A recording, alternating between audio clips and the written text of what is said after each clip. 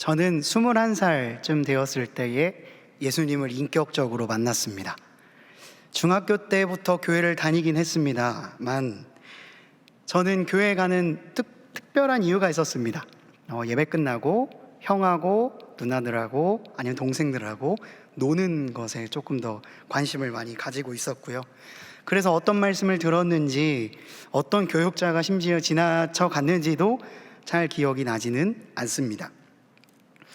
저는 교회라는 곳에서 잠시나마 학업 스트레스나 가정에서 느끼는 답답함이나 사춘기란 이름으로 표현될 수 있는 아주 헤어나올 수 없고 설명할 수 없는 감정들을 좀 해석해가면서 좀 지냈습니다. 지금도 완전한 인격이 다 완성되었다라고 말할 수는 없겠지만 그때 당시에는 훨씬 더 뭔가 다듬어지지 않고 또 감정들도 잘 표현하지 못하고 또 여러 가지 면으로 해석하기가 어려운 좀 청소년기를 보냈습니다. 내 의도와 바람대로는 그 일이 잘 진행되지 않아서 당황스러웠던 적도 있고 그 일 때문에 두려웠던 적도 있습니다. 표현에 서툴렀고 그리고 이것을 설명할 여유도 잘 갖고 있지 않았습니다. 그래서 그때 참 많이 혼란스러웠던 것 같습니다. 그러나 분명히 뇌리에 남아있는 여러 모습들이 있습니다. 그것은 바로 그런 저를 품어주고자 이해하고 노력했던 수많은 사람들의 모습이었습니다. 지속적으로 안부를 물어주는 사람도 있었고 너 괜찮니? 라고 묻는 사람도 있었습니다. 제가 말을 서툴게 할 때마다 괜찮아, 천천히 이야기해도 돼 라고 말해줬던 사람들이 있고 저의 정돈되지 않은 감정들을 어떻게든 이해하려고 노력하는 사람들도 있었습니다. 무작정 혼내거나 무작정 판결을 내리기보다는 내가 어느 정도 수준에 이르기까지 조금은 그 판단을 유보하면서 기다려주었던 사람들이 있었다는 거죠. 그랬던 가족들이 있었고 그랬던 죄송하지만 이름은 기억나지 않는 전도사님도 있었고 그리고 친구들도 있었고 교회 선생님도 있었습니다. 이들은 제가 신앙에 대해 진지하게 고민하고 있지 않을 때에도 저를 품어주었던 사람들이었어요. 그렇게 저는 교회에서 1년의 과정을 반복하며 실패와 성공을 반복하며 다양한 사람들과 대화하고 그리고 혹은 설득하는 법, 사람들과 함께 힘을 합쳐 협업을 하거나 누군가에게 동기를 부여하는 법, 누군가의 감정을 이해하고 나의 감정과 그 감정을 서로 상호 교류하는 방법 등을 배웠습니다. 물론 학교에서 배울 수 있었습니다. 그러나 교회는 이것을 실제로 실천해보고 적용해볼 수 있는 아주 좋은 장이었죠. 학교에선 또래들과 많은 교류를 맺었지만 교회에서는 성별과 나이와 상관없이 심지어 어린아이와까지도 이런 관계들을 맺을 수 있었습니다. 그래서 저는 교회가 저에게 있어서 제2의 학교였다라고 말씀드릴 수 있습니다. 이런 시간들이 다 쌓여서요 21살에 제가 주님을 인격적으로 만나게 되었겠죠. 그렇게 지금 저는 이곳에 서 있습니다. 그렇게 기다려줬던 분들이 있었기 때문에 지금까지 제가 하는 모든 일들을 출처가 되어주셨던 분들이 있었기 때문에 제가 이곳에서 여러분들과 함께 이야기를 나눌 수 있게 되었겠죠. 그 모든 분들께 참으로 감사한 마음이 드는 명절이라고 할 수 있겠습니다. 제가요 성경에서 볼 때마다 신기하고 참 독특하다라고 생각되는 지명이 있습니다. 바로 오늘 본문에 등장하는 도피성입니다. 도피성. 혹시 처음 들어본 분들도 있을 것이고 몇 번 들어본 분들도 있을 텐데 이 도피성이라고 하는 것은 사전적으로는 피난의 도시, 보호의 도시라고 불립니다. 이에 대한 설명은 오늘 본문 42절이 잘 해주고 있습니다. 이는 과거에 원한이 없이 부지중에 살인한 자가 그곳으로 도피하게 하기 위함이며 그중 한 성읍으로 도피한 자가 그의 생명을 보존하게 하기 위함이라. 즉 자신이 알지 못하는 상황 가운데 살인, 죄를 저지르게 되는 경우에 그의 생명을 보호하기 위한 곳을 마련하라는 하나님의 명령이 있었던 거죠. 하나님은 이스라엘에게 이런 도피성을 요단강을 기점으로 동쪽에 3곳, 서쪽에 3곳, 총 6곳을 배치하라고 명하셨습니다. 그리하여 동쪽에는 베셀과 길르앗 라못과 골란, 바산 골란이, 서쪽에는 게데스와 세겜과 헤브론이 총 6군데가 도피성으로 세워지게 되었습니다. 이들의 거리는 짧게는 15km, 길게는 50km 안에서 서로 커버할 수 있는 지역이 동그라미를 그리면 서로 이스라엘 전역을 커버할 수 있도록 6군데에 전략적으로 배치되게 되었죠. 처음으로는 이 도피성을 아주 신기하게 바라보았습니다. 살인한 사람을 보호해주는 성읍이라고?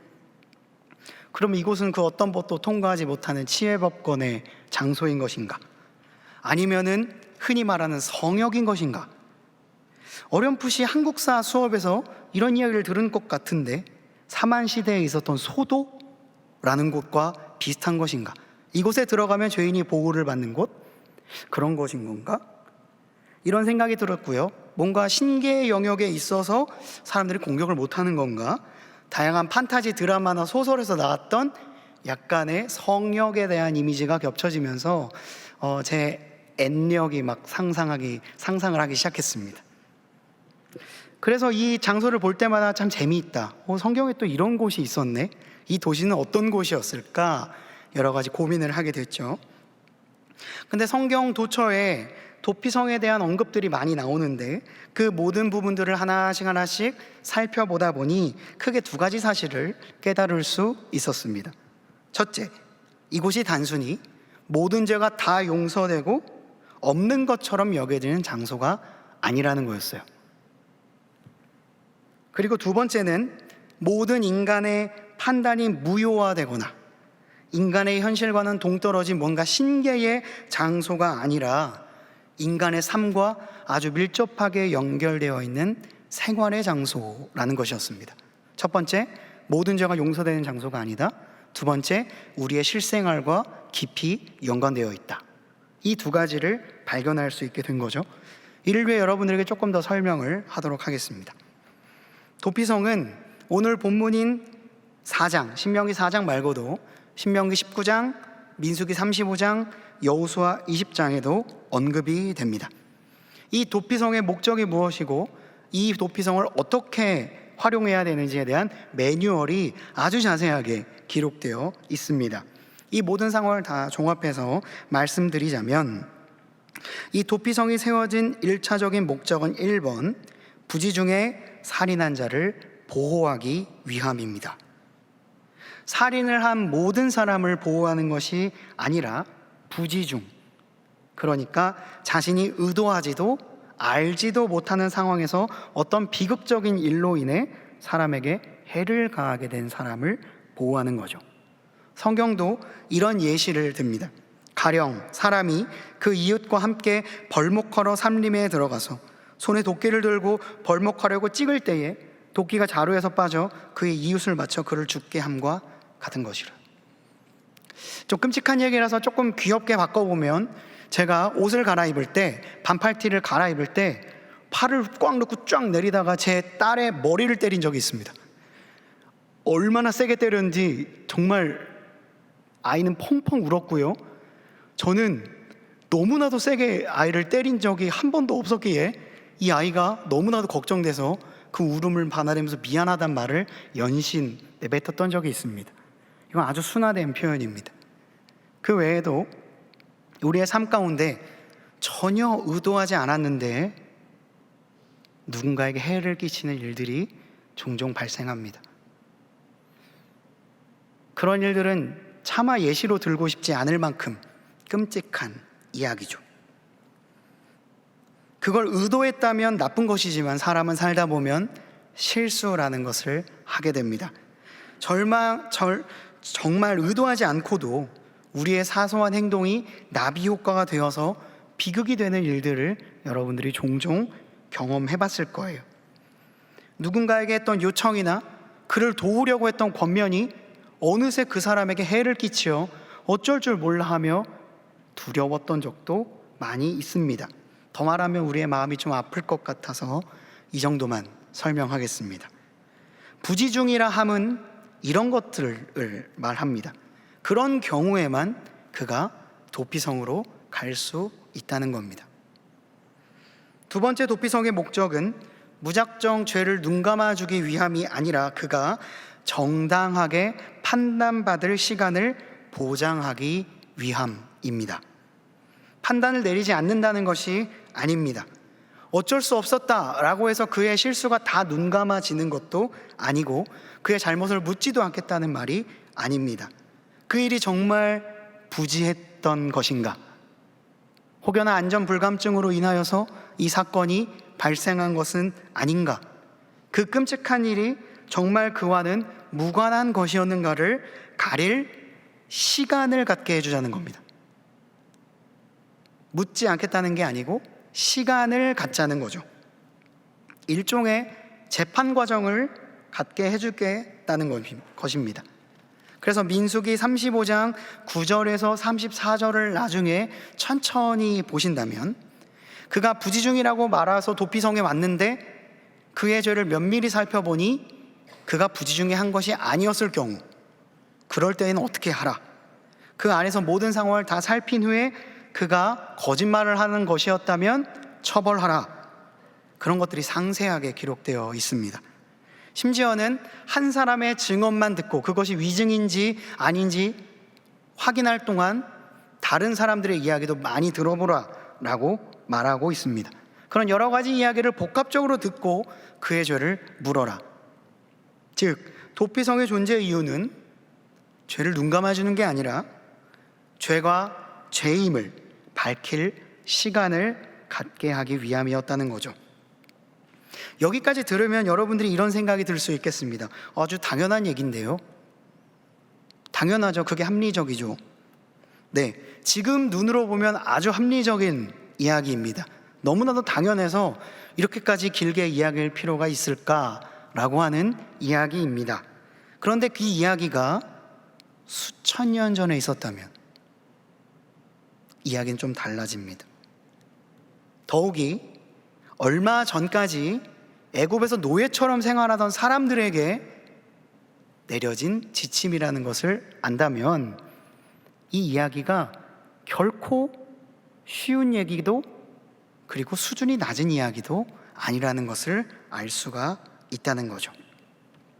네, 그들은 원래요 노예였습니다. 합리와 이성을 사용하여 풀어가는 대화보다는요 혼내고 채찍을 때리는 것이 그들에게 오히려 더 익숙했을지도 몰라요.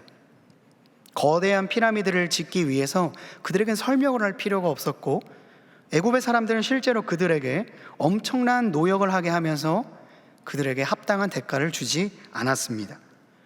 고통스러웠겠죠? 물론 슬펐을 것입니다. 그러나 어느 순간 그들에게는 차라리 먹을 걸 주고 그리고 노역을 줄여주는 것이 훨씬 더 그들에게 편한 일이구나, 맞는 게 차라리 설명보다 편하겠구나 라는 생각을 했을지도 모릅니다. 누군가의 아픔을 생각하기보다는, 누군가의 상황을 깊이 고찰하기보다는 그냥 몸이 가는 대로 움직이고 화가 나면 때리고 강한 사람이 약한 사람을 짓밟는 논리가 어느새 그 사회 가운데는 너무나도 당연한 일이 되어 있었을 거라는 거죠. 그런 그들을 하나님께서는 애굽에서 출애굽시켜 주십니다. 그리고 그들을 바로 가나안으로 데려가지 않고 아주 가까운 이 거리를 40년 동안 뺑뺑뺑뺑 돌게 하십니다. 저는 이것을 보면 참 하나님 짓궂다라는 생각을 한 적이 있습니다. 그냥 가나안으로 바로 데려가시면 될 것을 이렇게까지 또 뺑뺑뺑 돌게 만드는 하나님은 참 짓궂다라는 생각을 했었는데요. 하나님은 애굽에서 그들을 건져내실 때에는 굉장히 관대한 것처럼 보입니다. 애굽에 10가지 재앙을 내리고 결국 바로가 두 손 두 발 다 들게 하여 그들의 힘으로 아닌 홍해를 가르시고 그들을 다 건져내고 애굽의 백성들을 수장시키시죠. 이런 하나님께서 가나안에 가는 광야길에서는 조그만 것 가지고도 그들에게 핀잔을 주시고 목말랐다고 그들을 벌하기도 하시며 모세에게 반기를 들었다고 하여 가지 못하게 하거나 어떤 것들을 정탐하고 왔는데 부정적인 의견을 내어놓았다고 하여 그들에게 너무나도 가혹한 벌을 내리시기도 합니다. 하나님이 다른 하나님인가? 라는 생각을 하는 것이 우리의 고민이죠. 이 문제에 대해 남포교회의 원로 목사님이신 박영선 목사님이 영상을 하나 찍은 것이 있습니다. 박영선 목사님이라고 치면 아마 나올 거예요. 그분의 말을 제가 다 전달할 수는 없지만 요약하면 이렇습니다. 애굽에서 꺼낼 때에는 하나님께서 하셨지만 가나안으로 들어갈 때에는 우리의 힘으로 들어가야 한다는 것이 출애굽 사건이 가지는 중요한 메시지다. 여기서 우리의 힘이라고 함은 무슨 뜻이냐면, 우리가 죄로부터 구원을 얻는 죄악의 사슬에서 풀려나는 문제는 하나님이 해주시지만, 그렇게 해방된 사람을 하나님이 목적하는 사람, 하나님과 함께 동역하는 사람으로 만드는 문제는 우리가 스스로 대답하고 질문을 던지고 커나가야 된다는 것이 출애굽 사건의 본래 목적이다라는 거죠. 목사님 말을 조금 더 빌리자면, 성경에서 아주 중요하게 여기는 가치가 믿음과 사랑입니다. 이 믿음과 사랑은 어떤 두 인격체가 대등한 관계에서 서로 아주 동일한 마음으로 이야기를 할 때야만이 가능한 감정이라는 거죠.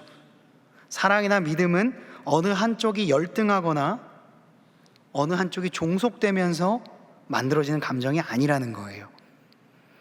하나님이 우리에게 믿음과 사랑을 강조하고 가나안으로 들어가는 출애굽 과정에서 계속해서 훈련을 하셨던 것은 노예로 살던 이들을 한 사람으로 세우기 위한 성장의 사건이요, 하나님과 사람 사이의 관계, 더욱더 사람과 사람 사이의 관계에서 훨씬 더 인격적이고 대등한 관계에서 모든 것들이 이루어지게 하기 위한 하나님의 훈련이었다는 겁니다. 그렇지 않은 대상임에도 불구하고 그 사람을 믿고 기다려주며 때로는 훈계하기도 하고 때로는 그들을 격려하며 40년간 이스라엘을 가나안에 들어갈 수 있을 만한 사람으로, 민족으로 만드셨다는 것이죠. 그런 점에서 마찬가지로 도피성도 하나님의 그러한 마음이 담겨 있는 것입니다.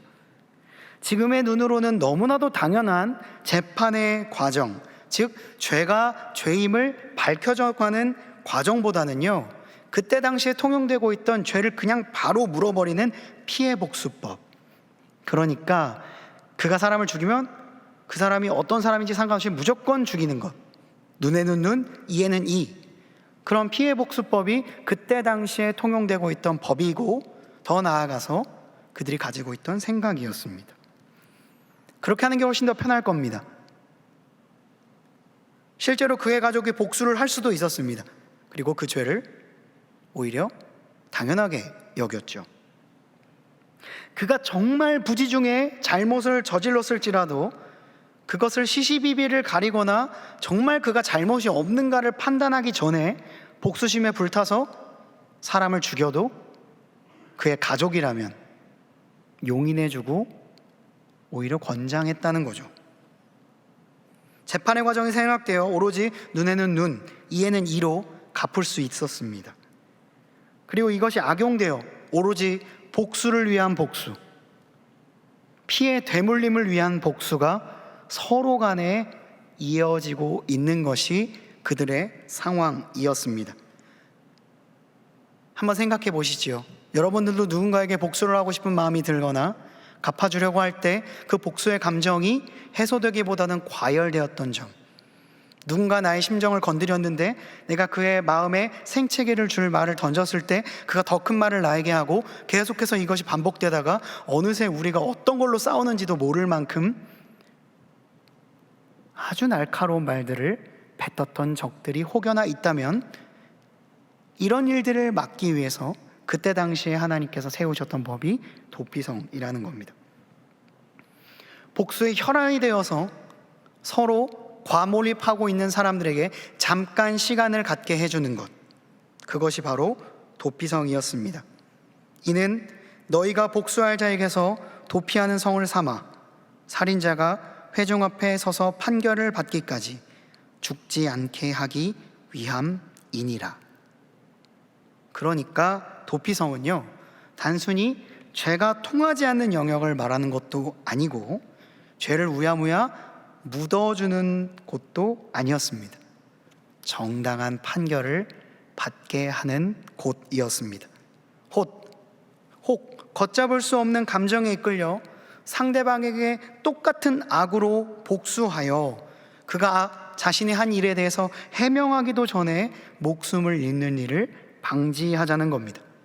조금만 더 생각해보고 조금만 더 고민해봐서 혹시 이게 누명이 아닐까? 혹시 무고가 아닐까? 이것으로 인해 혹시나 거짓된 위증으로 인해 이 사람이 억울한 문제를 당하는 것은 아닐까? 한번 생각해보자는 제안이었다는 거죠. 누구한테요? 노예로 살아가던 사람들한테요. 그런 법 나에게 필요 없다고 생각하는 사람에게, 아니야, 너희는 이런 생각을 해봐야 돼. 너희는 이렇게 한번 너의 생각을 잠깐 멈춰봐야 돼. 그게 자유인의 태도야. 그게 가나안에서 살아갈 나라를 이룰 수 있는 사람의 태도라고 말하고 있는 겁니다. 그러니까 이 도피성은 단순히 성스러운 장소, 들어가면 아무도 못 건드리는 소도와 같은 곳이 아니라 더 정확히 말하면 더 정확히 처벌하기 위한 곳이었습니다. 이것이 악이면 악인지, 악이 아니라면 어떤 일들이 있었는지를 정당한 절차와 판단에 의해 처벌을 받게 하고, 그것이 정말 그의 실수로 밝혀지면 변상할 수 있는 기회를 주고 사죄할 수 있는 기회를 주는, 행여나 악을 악으로 갚음으로써 살인이 살인을 낳아서 그 사람이 십계명을 거스르는 일이 없게 하기 위한 예방의 장소였다는 겁니다. 이것은 정리하자면 노예가 아닌 한 국가의 시민이 되기를 원하셨던, 하나님과 사람 사이에, 사람과 사람 사이에 대등한 믿음과 사랑이 통용될 수 있는 성숙한 사회를 만들기 위한 하나님의 제도적 장치였다는 겁니다. 이것을 하나님의 노력이라고도 표현할 수 있겠습니다. 모든 것이 분노와 안갚음으로 해결되고 채찍과 복종만이 가득한 사회 속에서 하나님은 이런 법칙을 하나하나 세워 가셨습니다. 그래서 모세오경이 길고 긴 거예요. 읽으면 너무나도 당연한 얘기를 이렇게까지 자세하게 할 필요가 있을까? 라는 이야기들은 하나님의 노력의 결과라고 할 수 있겠습니다. 저는 도피성을 묵상하며 처음에는 신기함을 느꼈다고 했습니다. 뭔가 판타지적 요소가 있는 장소처럼 보였거든요. 마치 제가 노틀담의 꼽추에서 콰지모도가 sanctuary라는 단어를 말하면서 공격을 막았던 장소도 좀 떠올랐습니다. 그런 도피성의 장소, 이 신기함은 계속해서 묵상하고 바라보면 볼수록 하나님의 배려였구나. 하나님이 정말로 우리를 사람답게 살기 위해서 그때 당시에 노예로 살아가던 이들에게 굉장히 성숙한 시민의식을 부여하기 위해서 보여주셨던 것이구나 라는 생각이 들어서 참 감사한 생각이 들었습니다. 이제 오늘 설교 제목에 대해서 좀 설명을 하려고 합니다. 오늘 설교의 제목이 개와 늑대의 시간입니다. 제가 조금 어렸을 때에 드라마로도 있었습니다. 개늑시라고 불렀는데, 개와 늑대의 시간, 아는 분도 있을 것이고 생소하게 들리는 분도 있을 겁니다. 이 말은 프랑스의 속담으로 알려져 있습니다. 저녁이 가까이 오면요, 빛과 어둠이 교묘하게 교차하는 시간이 있습니다. 길게는 30분에서 40분, 짧게는 20분 정도 매일매일 일어나는 일입니다. 해가 지고 달이 뜨면서 이 빛과 어둠이 교묘하게 겹쳐서 낮에는 분명히 잘 보이던 것들도 잘 안 보이게 되는 시간이죠. 이때 운전을 하면 굉장히 힘듭니다. 잘 안 보이니까요. 그때에 내 앞에 개가 있습니다. 그런데 빛과 어둠이 교묘하게 합쳐져 있어서 이게 나를 맞으러 오는 개인지 나를 공격하러 오는 늑대인지 분간이 잘 안 가는 시간입니다. 이 애매한 시간을 프랑스 사람들은 개와 늑대의 시간이다 라고 표현을 했습니다. 참 문학적인 표현인 것 같아요. 이 잠깐의 20분, 30분 정도의 시간이 지나면 분명히 구분이 가능해집니다. 오히려 해가 진 시간이 더 잘 보이는 것처럼요. 그러나 이 개와 늑대의 시간, 육안으로는 구분하기 어려운 물리적인 시간대가 오면 우리는 구분하기가 좀 어려워집니다. 그래서 이 개와 늑대의 시간이라는 것은 실제로 그 시간을 말하는 말이기도 하고, 좀 더 확장하면 살아가면서 우리가 겪게 되는 수많은 확실치 않은 순간, 이게 맞나? 라고 하는 시간을 비유적으로 말하는 말입니다. 이제 조금 이해가 되시죠? 개와 늑대의 시간은 구분이 잘 안 가는 시간을 의미합니다. 이게 맞는지, 이게 틀렸는지, 그 사람이 잘못을 한 건지 아닌 건지, 내가 한 게 맞는 건지 틀린 건지 정확하게 드러나지 않는 시간. 대개 사람들을 혼란스럽게 하는 것은 선과 악이 분명하게 드러날 때는 아닌 것 같습니다. 오히려 선이 선임이 분명하게 밝혀지고 악이 악임이 분명하게 밝혀지면 통쾌하고 오히려 깔끔합니다. 그래, 선은 선이었어. 아, 저건 악한 것이었구나 라는 것이 분명하게 밝혀지면 후련한 마음까지 들기도 할 겁니다. 우리를 진짜 갈등하게 하는 것은 선과 악이 잘 구분이 되지 않는 시간입니다. 이 상황이 사람들을 혼란스럽게 만들기도 하고 불안하게 만들기도 하고 섣부르게 행동하게도 만듭니다. 창세기 32장에서 모세가 시내산에서 하나님의 율법을 받고 있던 시간이 있었습니다. 그 시간 동안 이스라엘은 시내산 밑에서 그 율법이 오기까지를 기다리고 있었죠. 근데 모세가 점점 늦어지자 사람들이 혼란스러워합니다. 개와 늑대의 시간으로 접어들게 되는 거죠. 백성이 모세가 산에서 내려오미 더딤을 보고 모여 백성이 아론에게 이르러 말하되, 일어나라, 우리를 위하여 우리를 인도할 신을 만들라. 이 모세 곧 우리를 애굽 땅에서 인도하여 낸 사람은 어찌 되었는지 알지 못함이니이다. 출애굽기 32장 1절의 말씀입니다. 이 더딤의 시간이 그들에게 참을 수 없는 긴장과 괴로움과 불안을 주었습니다. 결국 그들은 이 더딤을 견디지 못하고 금송아지를 만드는 우를 범하게 됩니다. 그때 당시에 모세가 무엇을 하고 있었나요? 그들을 노예에서 벗어나게 할, 자유인답게 살아갈 법을 가지고 내려오는 시간이 곧 임박했는데, 개와 늑대의 시간 가운데에서 조급했던 그들은 이렇게 외칩니다. 자, 이 금송아지가 우리를 애굽으로부터 인도하여 낸 하나님이다.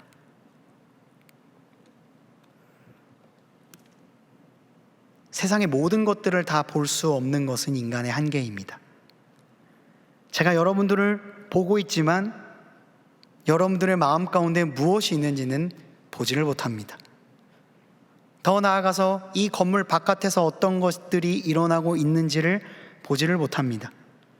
어떤 기사를 보더라도 하나의 면만 보고 하나의 면은 보지 못합니다. 모든 것들을 다 알고 있다고 하더라도 약간의 오차는 무조건 존재합니다. 이것이 인간의 실존이자 인간의 한계입니다. 그러니까 우리는 늘 개와 늑대의 시간을 살아가고 있는 것이죠. 이것이 맞나? 이것이 틀리나? 온 이성과 감정과 의지를 동원하여서 판단하여도 우리 안에 늘 오차가 발생하기 때문에 우리는 이 두려움과 불안을 늘 가지고 살아간다는 거죠. 이런 상황에서 발생할 수 있는 가장 비극적인 문제는 이 긴장과 두려움에서 빨리 벗어나기 위해서 자체적으로 섣불리 판단해버리는 것입니다. 다시 말해 속단의 함정에 빠지게 되는 거죠.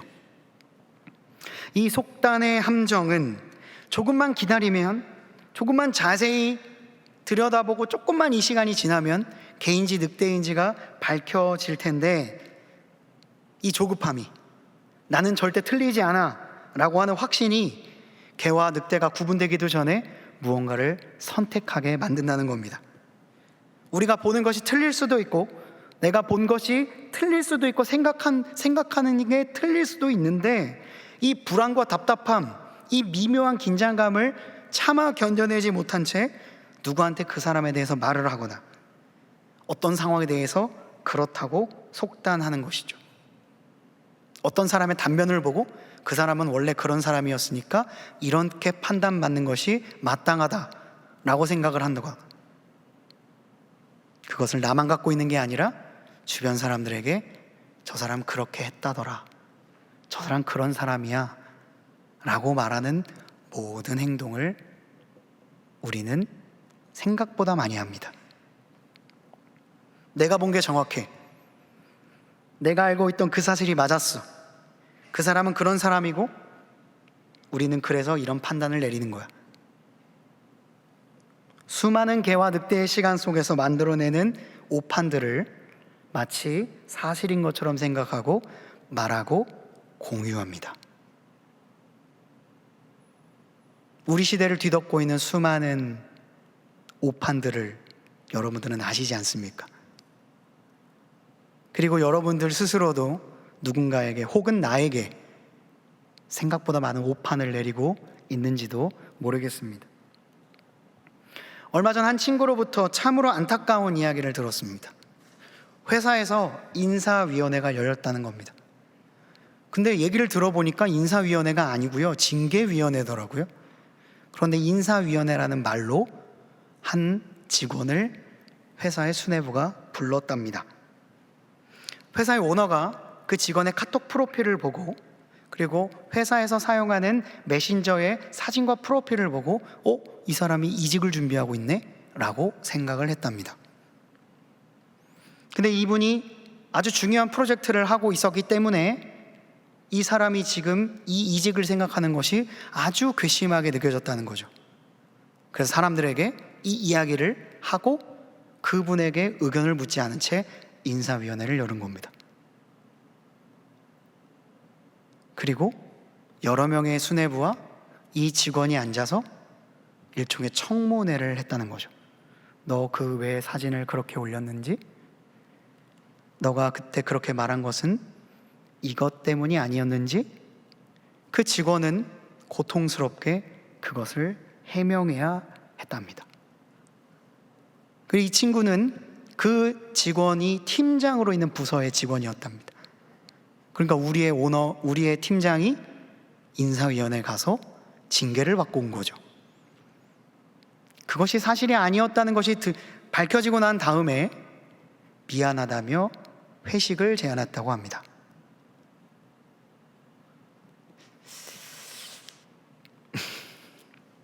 쉽지 않은 상황이죠. 이런 일들이 우리 가운데 생각보다 많이 벌어집니다. 그리고 우리의 판단이 생각보다 안 맞는 적도 많습니다.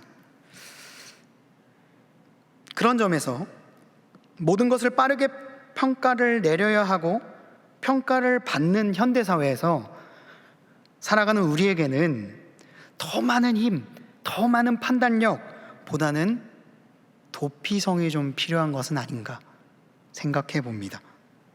바로 내가 틀렸을 수도 있다 라고 하는 도피성입니다.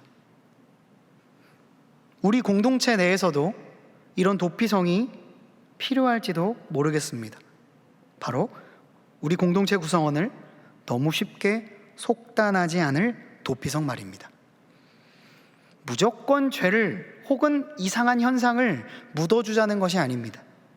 이것이 정말 맞는 것인지, 이것이 정말 우리 공동체에 어떤 문제를 일으킬 것인지, 내가 혹여나 그 사람을 오해하고 있는 것은 아닌지 생각해 볼 필요가 있다는 겁니다. 바꾸어서 누군가 나를 그렇게 보고 있다면, 그 공동체가 도저히 도피성을 만들어내지 않고 있다면 그 사람은 공동체에서 그냥 그 공격을 받을 수밖에 없다는 것이죠. 그러니까 이 도피성은 그 사람을 위한 제도뿐만이 아니라 나를 위한 제도이기도 합니다. 교역자에게 있어서 가장 괴로운 것은 어떤 상황에 대해서 판단을 내려달라는 지체들의 요청을 받을 때입니다. 목사님, 이거 어떻게 하면 좋아요? 목사님, 이거 어떻게 생각하세요? 물론 그것을 받는 거를까 힘들어서 아예 아무 말도 하지 말라는 말은 아닙니다. 그러나 이것이 정말 옳은지 그른지 아닌지를 판단할 수 있는 시간을 공동체가 반드시 가져야 된다는 것입니다. 그리고 누군가도, 심지어 저도 도피성에서 이 개와 늑대의 시간을 힘들지만 견뎌낼 필요가 있다는 사실입니다. 오늘은 조금 명절인데 무거운 이야기를 했습니다. 죄송합니다. 그러나 이 도피성이 우리에게 있어서 무거울 수는 있지만 굉장히 자유함을 주는 곳이라는 것도 기억할 필요가 있습니다. 생각보다 우리에게 자유를 주는 건 친절하지 않을 수도 있기 때문이죠. 그러나 이것이 견고하게 서 있을 때 이 공동체에선 웃음이 나올 수 있습니다. 그것을 여러분들이 기억한다면 우리가 누군가를 판단하고 생각하는 것들이 도피성 안에서 조금은 유예의 기간을 가져야 되지 않을까 한번 생각해 볼 수 있겠습니다. 잠언 20장에 있는 세 구절의 말씀이 있습니다. 우리에게 도움과 찔림을 동시에 줄 수 있는, 역시 잠언은 뼈 때리는 성경이라는 걸 알 수 있는 걸 세 구절을 말씀드리겠습니다. 다 잠언 20장에 있는 거예요. 처음에 속히 잡은 산업은 마침내 복이 되지 아니하느니라. 두 번째, 너는 악을 갚겠다 말하지 말고 여호와를 기다리라. 그가 너를 구원하시리라. 세 번째, 함부로 이 물건은 거룩하다 하여 서원하고 그 후에 살피면 그것이 그 사람에게 덫이 되느니라. 다 잠언 20장 21절, 22절, 25절에 있는 말씀입니다. 여러분, 우리의 생각이 틀릴 수 있습니다. 그러나 생각을 아예 안 하라는 말은 절대 아닙니다. 그렇지만 조금 더 도피성 사이에서 그 사람을 봐주시길 바랍니다. 그리고 여러분들의 인생도 너무 쉽게 속단하지 않았으면 좋겠습니다. 난 이런 사람이야. 난 지난번에 이랬잖아. 그러니까 나는 이럴 수밖에 없어. 너무나도 쉽게 여러분들의 인생을 속단하지 않았으면 좋겠습니다. 왜냐하면 여러분들을 지금 이 자리에 있게 하기 위해서 누군가는 여러분들을 끝까지 기다려줬기 때문입니다. 누군가는 여러분들을 조금 더 이해하려고 노력하고 여러분들의 삶을, 여러분들의 결과를 조금 더 긍정적으로 판단하려고 노력했던 수많은 사람들의 결과물이 여러분이라는 것을 꼭 기억하셨으면 좋겠습니다. 말씀을 맺으며 제가 좋아하는 스크루테이프의 편지의 한 대목을 읽어드리겠습니다. 아주 재미있는 표현인데요. 두 인간이 오랜 세월 함께 살다 보면은 서로 거슬리는 말투나 표정이 생기게 마련이다. 그 점을 노려야 돼. 그리고 자기가 그 표정을 싫어한다는 것을 빤히 알면서도 일부러 저 사람 저렇게 하고 있는 거 아닌가? 라고 믿게 하는 거야. 얼마나 이것이 터무니없는 생각인지를 전혀 알아차리지 못할 것이다.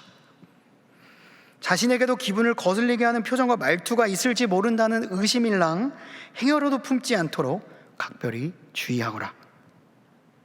사람은 자기 표정이나 말투가 어떤지 잘 모르니까 그건 그렇게 어려운 일은 아닐 거야. 이런 질문만 떠오르지 못하게 하면 돼. 나 같은 사람도 그리스도인이라고 할 수 있다면 어떻게 옆에 앉은 저 사람의 다른 결점만 보고 그 사람을 쉽게 판단하거나 그가 믿고 있는 종교가 위선이자 인습에 불과할 수 있겠어? 그 생각만 나지 않게 하면 돼. 참 재미있는 책입니다.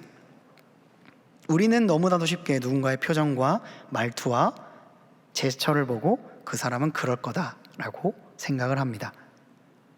내 표정과 내 모습은 보이지 않기 때문에 그가 어떤 감정을 느낄지 보다는 그의 표정과 말투가 나에게 거슬리는 것만 마음에 들지 않는 것이 인간의 한계이자 현실이자 개와 늑대의 시간에 빠져 있는 인간의 슬픔이라는 것을 기억하고, 오늘은 여러분들과 여러분들 주변의 사람들을 도피성으로 한번 초대해 보는 건 어떨까요?